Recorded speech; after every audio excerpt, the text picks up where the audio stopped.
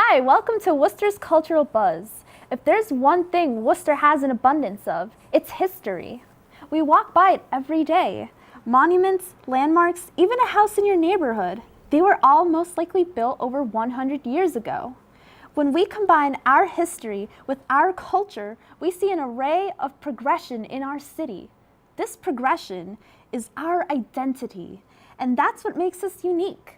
On this episode of Worcester's Cultural Buzz, we will be exploring two great historic locations, both long since closed to the public, but opened recently in order to remind this generation the roots of Worcester's history. Let's get started.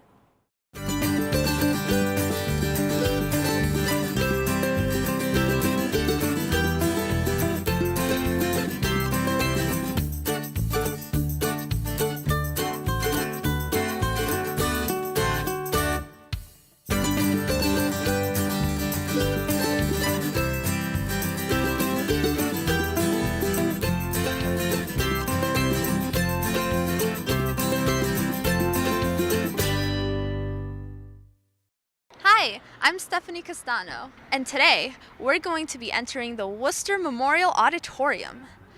This building has not been open since 1997, and we get to have an exclusive look at what's inside. Rumor has it there's a mural, an organ, and just so much lovely architecture that hasn't been seen by the public. So today, we're going to go in there and see what it's all about.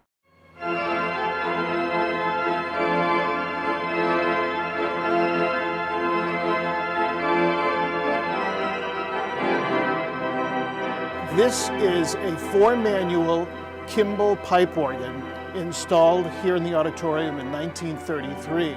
The Kimble Company was probably one of two or three very large organ companies in the United States in the 1930s.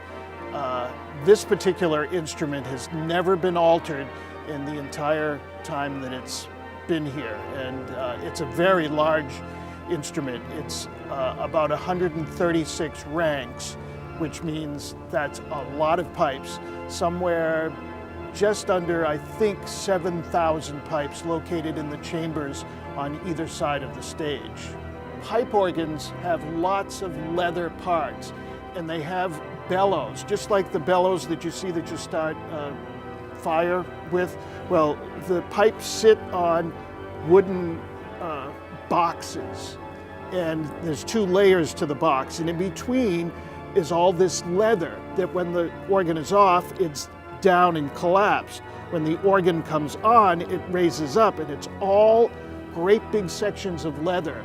Well, the leather after 80, 90 years is very brittle, so every time we turn it on and it gets raised up, the cracks get bigger and bigger, and there's big holes in all that leather. So it's a very expensive job to have it all re-leathered.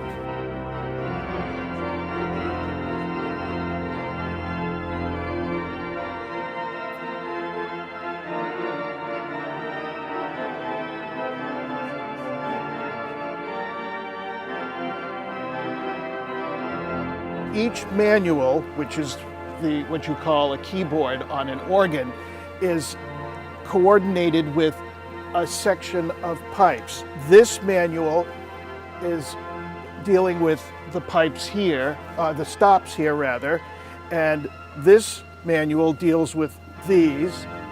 The choir is this one down here, and the solo is the one that's up here. But then there's also all of this, which is for the pedals, because the pedals are really like another keyboard played with the feet, where the lower sounds are.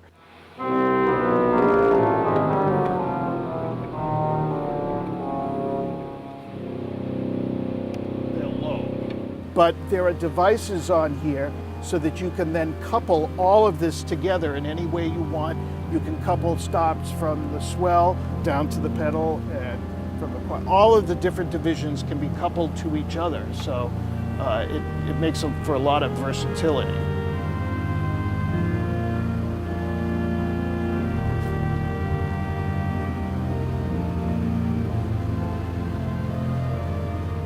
I came because I offered to play for Preservation Worcester. When I was in college, I played here several times for different college graduations. It really is a thrill for me, and I know that there are other organists out there that would really like the opportunity to come in here and have a chance to play this instrument, even though it does need quite a bit of work because there's a lot of holes in all the bellows that are part of the organ, which makes for all that strange humming that you might hear in the background. And it almost sounds like a windstorm where it should actually be absolutely silent. All you should be able to hear are the sounds from the pipes itself.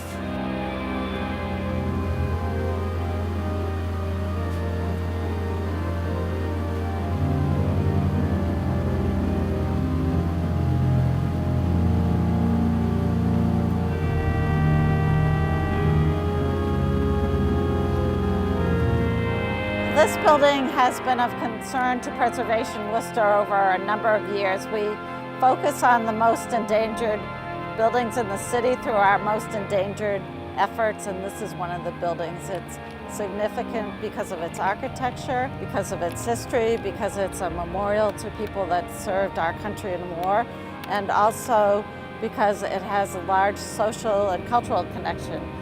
When you talk to people, as I did tonight, across the city, a lot of people have had important experiences here throughout their lives.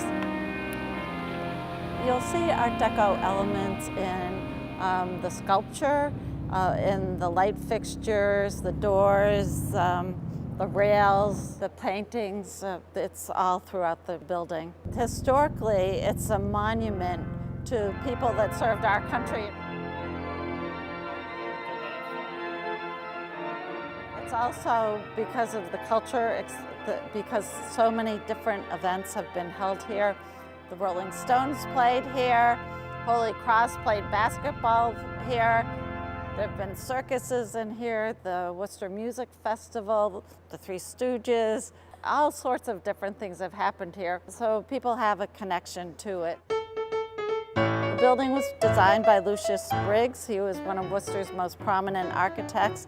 There was a competition, nationwide competition. He was selected to design the building. It's handsome. When you go up to the Memorial Hall, the mural there is stunning. There's sculpture up there as well.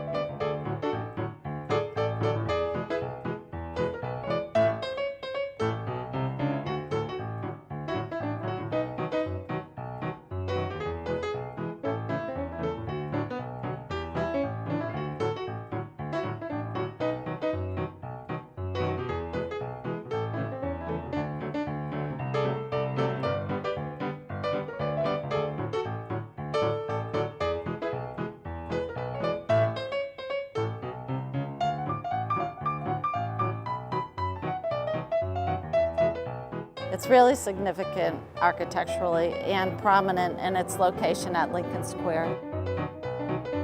We called the city and asked for permission to open up the building because we feel people are really interested in it, and the more we can draw attention to it, the more likely somebody will come forward and come up with some good new use for it. So that's our goal.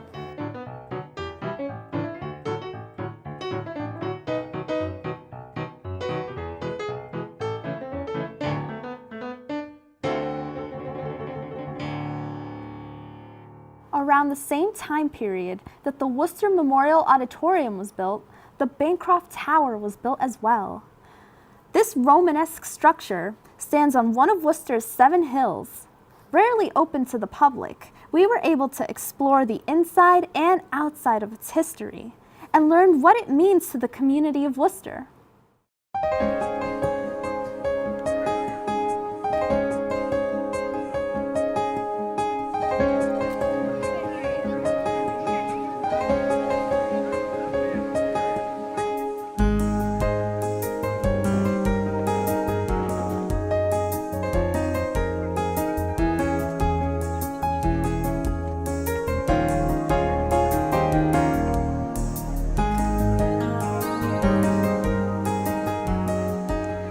This is an event put on by Park Spirit. We're Worcester's Parks Advocacy Group.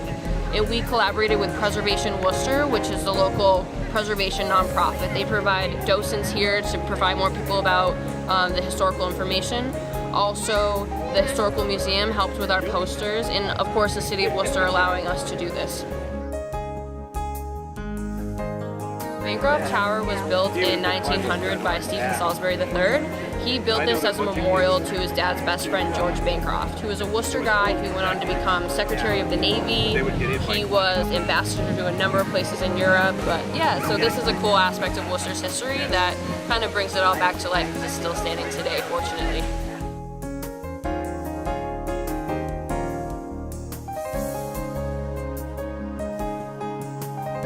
It's not open to the general public at any other time, and my parents lived right down the hill.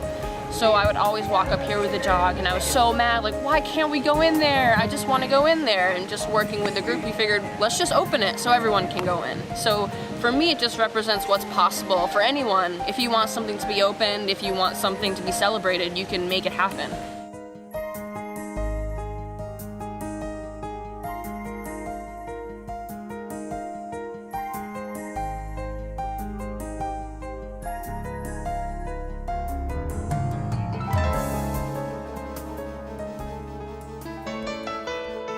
I think that it's a great place for a picnic.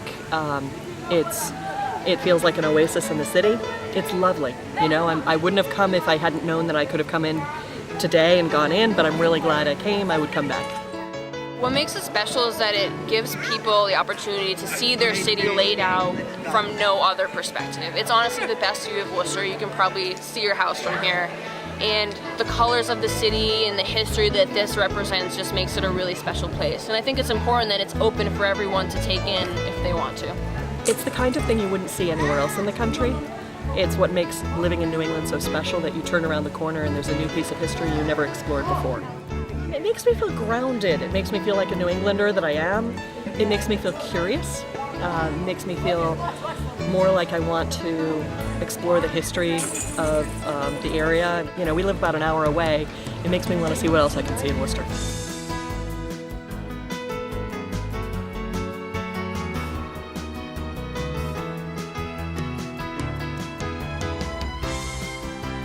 As a nonprofit, we thought that this would be a good thing to get people into the park, to learn about the history. So in 2014, we opened it for the first time, and it does cost money to open it. We have to pay for liability insurance, which is a burden on us as a group because we're all volunteers. So we can only open it for 5 Sundays in October because that's what our resources are limited to now. But in the future, we would like it to be open more. I actually think that this should function as a visitor center and be open on a more consistent basis. I know that years ago at the Bancroft Towers they used to produce plays. I would love to have it put to that sort of multi-purpose use again. You know, this would be a great place to stage Shakespeare, right? You know, I wish that the tower itself could be open more weekends than just a few in October. I definitely would have come in the summer.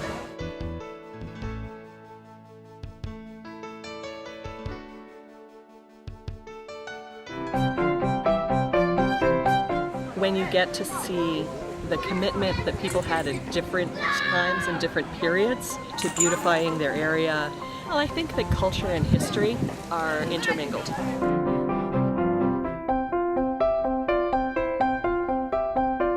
In terms of being a cultural location, if it was open more and there was more things to do here, this could be the spot in Worcester for culture. I think it should be, because where else in the world can you find this?